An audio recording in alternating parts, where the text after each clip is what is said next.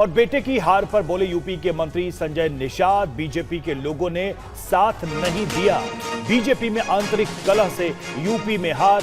ये संजय निषाद का बयान। अति उत्साह की वजह से भी यूपी के नतीजे खराब। संत कबीर नगर से संजय निषाद के बेटे प्रवीण भी हार गए।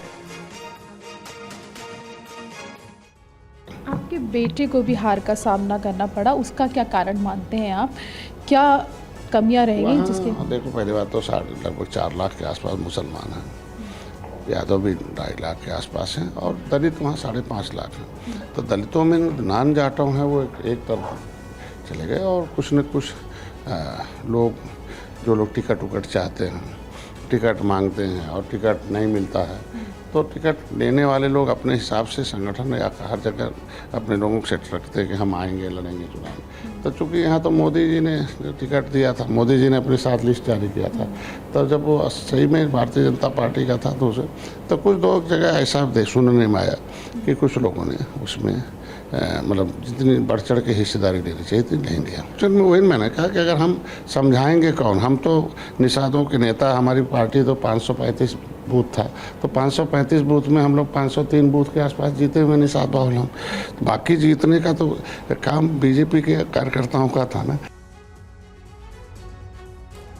देखिए, बीजेपी में आंतरिक कलह का जिक्र कर रहे हैं अब तमाम नेता। बेटे की हार के बाद पहली बार टीवी 9 पर ओपी राजभर का बयान। टीवी 9 से बोले, 99 सांसद वाली पार्टी जश्न मना रही है, लोगों को कांग्रेस की हार नहीं दिख रही है। मोदी को पीएम बनाने के लक्ष्य में हम कामयाब हुए, हम घोसी में हार की समीक्षा कर रहे हैं, ये कहा ओम प्रकाश राजभर। घोसी में खेल क्या हो गया? क्या भूमिहारों ने आपका साथ नहीं दिया? ठाकुरों ने आपका साथ नहीं दिया? सब लोगों ने साथ दिया। आगे बताइए, हमको 4 लाख वोट कहां से मिला, किसने दिया? अगर बिरादरी ने साथ, सभी लोगों ने दिया है वोट, फिर धोखा कहाँ होगा? कहां धोखा हुआ है? 1.5 लाख वोटों से हार गया। 4% वोट की जो पिछले चुनाव से इस बार मार्जिन कम हुई है, उसके हिसाब से जोड़ डालिए जो हम लोगों के पास वोट है।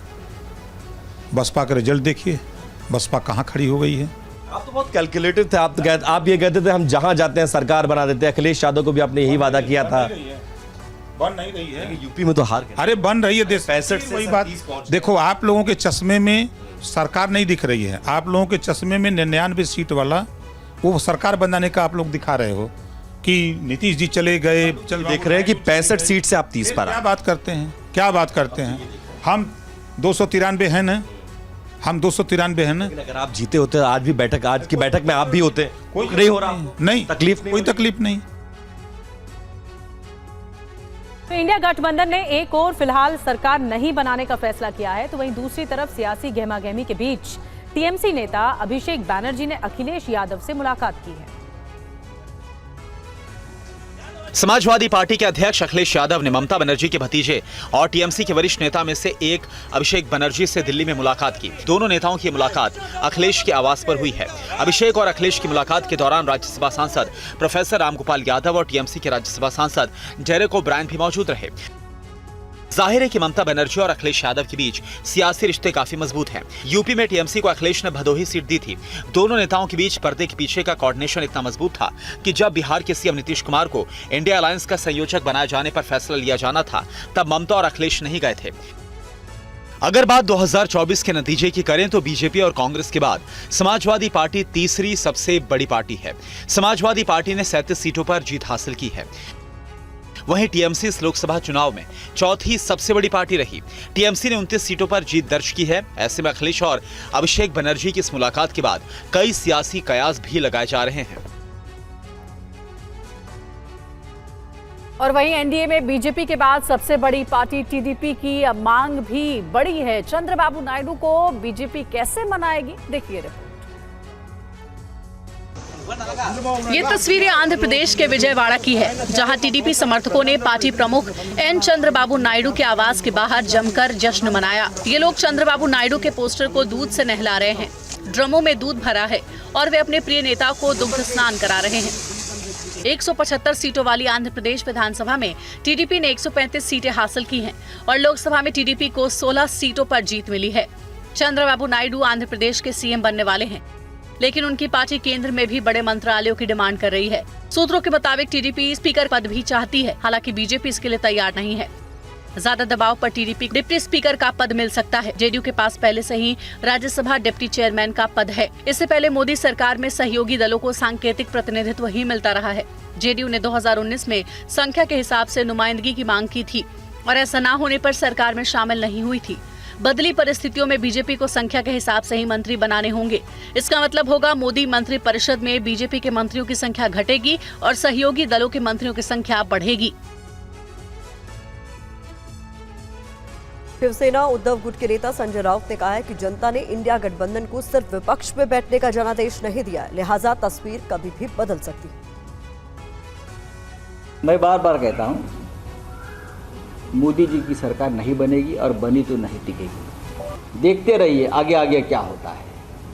आगे बहुत कुछ होने वाला है। मैं तो ये नहीं कहूँगा कि पिक्चर अभी बाकी है, मैं ये कहूँगा कि पिक्चर शुरू हुआ है, एंड बाकी है।